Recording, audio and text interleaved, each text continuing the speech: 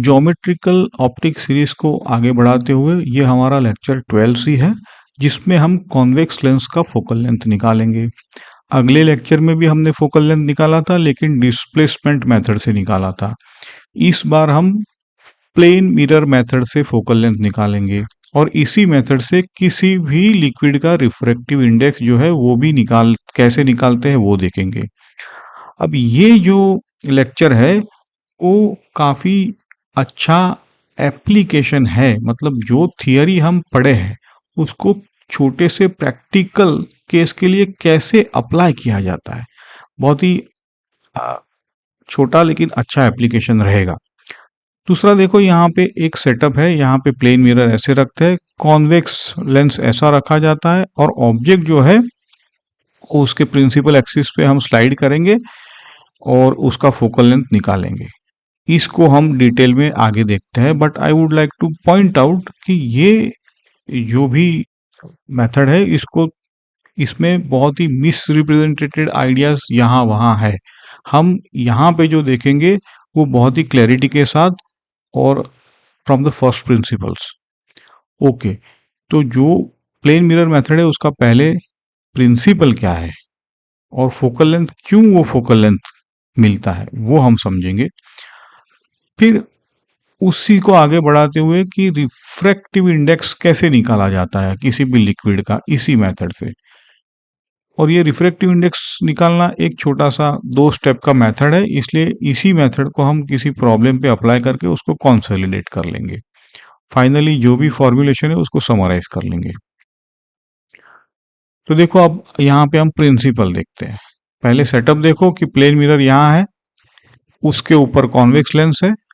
अब देखो कि object O is moved until its image coincides with the pin, है ना। मतलब यहाँ पे हम ऑब्जेक्ट मूव करेंगे और जहां ऑब्जेक्ट और इमेज एक हो रही है वही नो पैरेलक्स कंडीशन कहा जाता है ना।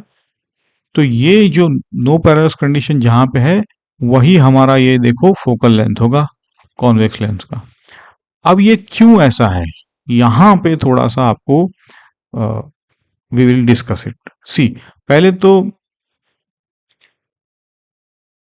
ये देखो, किसी भी चीज को अगर फोकस पे रखा है तो जहां ये जो रेज रिफ्रैक्ट होंगे, देखो सॉलिड जो है वो एक्चुअल ऑब्जेक्ट से रेज डाइवर्जिंग निकलेंगे और फोकस पे है इसलिए ये लेंस के बाद तो पैरेलल हो जाएंगे। करेक्ट? ओके, नाउ पैरेलल है तो इसके बाद जो भी मिरर है उसको तो वो परपेंडिकुलरली हीट करेंगे। देखो ये पैरेलल हो जाएंगे एक्सिस को, तो मिरर को परपेंडिकुलर हीट कर रहे हैं यहाँ पे ऐसे। ओके, अब अगर मिरर को परपेंडिकुलर हीट करा रहा है तो मिरर तो उसे वापस भेज देगा उसी डायरेक्शन में, है ना। तो अब इसका मतलब है कि ये रिट्रेस हो रहा है, जहां से आए तो बैक टू वो फोकस मिल जाएंगे क्योंकि मिरर ने उसे रिट्रेस करवा दिया है। तो यहीं पे इमेज बनने वाली है। ओके, अब ये फोकस क्यों है? If you want you can pause and think for it. इसके बेसिकली 2 एक्सप्लेनेशन है। एक तो है कि ये पूरा कंबाइंड सिस्टम क्या है, कॉनकेव मिरर है ना। और कॉनकेव मिरर पे अगर आप उसके रेडियस पे ऑब्जेक्ट को रखो तो उसी पे, रेडियस पे मतलब सेंटर पे, तो उसी पे इमेज बनती है। तो ये सारी अब हम आगे चर्चा करते हैं इसको।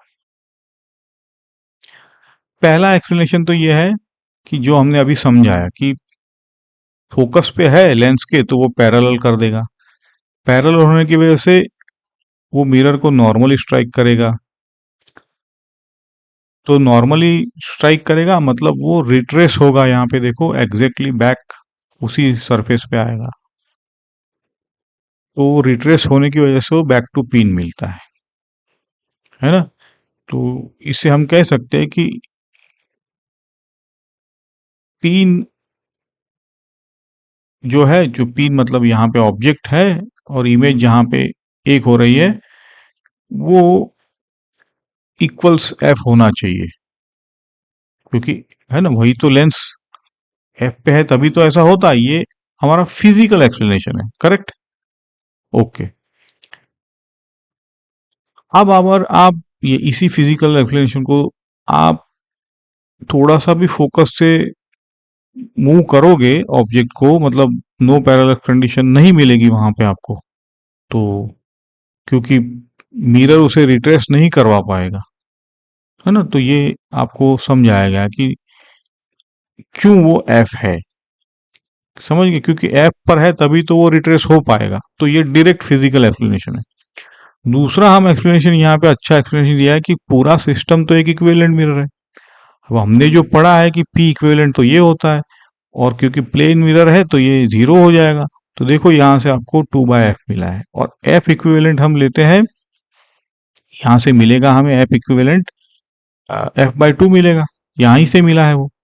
अच्छा, और R equivalent is 2 times f कहेंगे, दैट मीन्स ये जो आर है कंबाइंड सिस्टम का, वही तो फोकस है कॉन्वेक्स लेंस का, क्योंकि यहाँ पे जो एफ है वो तो कॉन्वेक्स लेंस का फोकस है, देखो, है ना। और मिरर के आर पे जब रखेंगे तभी तो वहां इमेज बनती है। तो ऐसे ये एक अल्टरनेटिव अच्छा एक्सप्लेनेशन है जो कि हमारे थियरी के साथ मैच हो रहा है, जो हमने सिल्वर्ड लेंस वाले लेक्चर में हमने ये थियरी काफी अच्छी तरह से देखी हुई है। ओके, तो अब दूसरा है कि रिफ्रैक्टिव इंडेक्स कैसे निकाला जाए। तो यहाँ पे सेटअप देखो कि लेंस और मिरर के बीच एक लिक्विड है। अब इस लिक्विड को क्या हम लेंस 2 नहीं कह सकते, प्लेनो कॉन्वेक्स लेंस बन जाएगा। ये देखो इसका शेप ऐसे और ये ऐसे, ये तो प्लेनो कॉन्वेक्स लेंस है ये। इसकी वजह से क्या होगा कि अब आपको ये जो ऑब्जेक्ट है उसकी इमेज वहीं पे मिलने के लिए इसको थोड़ा सा शिफ्ट करना पड़ेगा आपको, तभी ये अगेन देगा। ओके, तो ये अब जो शिफ्ट हुआ है वो क्या हम कह नहीं सकते कि ये कंबाइंड सिस्टम का इक्विवेलेंट फोकस है। ओके, अब कंबाइंड फोकल लेंथ तो हम जानते ही है कि सब टचिंग है, तो 1/f is equal to 1/f1 plus f2, जहाँ पे f1 हमारा नोन है ऑलरेडी। ओके, और f2 ये इस कॉन्वेक्स, अरे प्लेनो कॉन्वेक्स लेंस के लिए है। तो अब देखो मेथड क्या है। पहले तो ये हमें पता है और ये भी हमें पता है। ओके, अब देखो हम कैसे इसको आगे बढ़ाते हैं। म्यू एल हमें नहीं पता है। ओके, और आर हमें कैसे पता है, क्योंकि first of all this is the lens maker formula, ये तो जीरो है term, so we get this from this. It is easy to see that mu L can be represented in terms of R and f2। अच्छा, तो without liquid तो हमें f1 पता था, हमने एक्सपेरिमेंट से ये f भी पता है, तो यहां से हम f2 निकाल लेंगे, है कि नहीं। और r के बारे में अगर f1 पता है तो क्या हम r नहीं पता कर सकते लेंस मेकर फॉर्मूला से, क्योंकि 1/f1 अगर यहां रखोगे तो वो कॉन्वेक्स लेंस के लिए भी तो वही फॉर्मूला से वही r निकल के आएगा, है ना। तो ऐसे, तो हमें r भी पता है, f2 भी पता है, तो हम म्यू ऑफ लिक्विड निकाल लेंगे। ठीक है, इसी को अब अप्लाई करते हैं प्रॉब्लम पे। देखो, इक्वी कॉन्वेक्स लेंस दिया है, मतलब दोनों r है इसके, म्यू दे दिया है, विथ लिक्विड 45 मिलता है। देखो, विथ लिक्विड मतलब कंबाइंड सिस्टम का f जो है वो, विदाउट लिक्विड 30, तो वही तो f1 है, तो फाइंड म्यू एल। ओके, देखो सिस्टम, हम क्या करेंगे, जो मेथड हमने देखा उसको एक बार अप्लाई करते हैं। पहले तो f पता था, f1 पता था, f2 निकाल लिया कंबाइंड सिस्टम के लिए। ओके, अब 1/f1 is equal to lens maker formula से ये जो r अननोन था, क्योंकि पहला r प्लस दूसरा r नेगेटिव, कॉन्वेक्स लेंस के लिए स्टैंडर्ड फॉर्मूला है, यहां से r मिल गया हमें। ओके, देखो इस स्केमेटिक में ये सब दिया है आपको।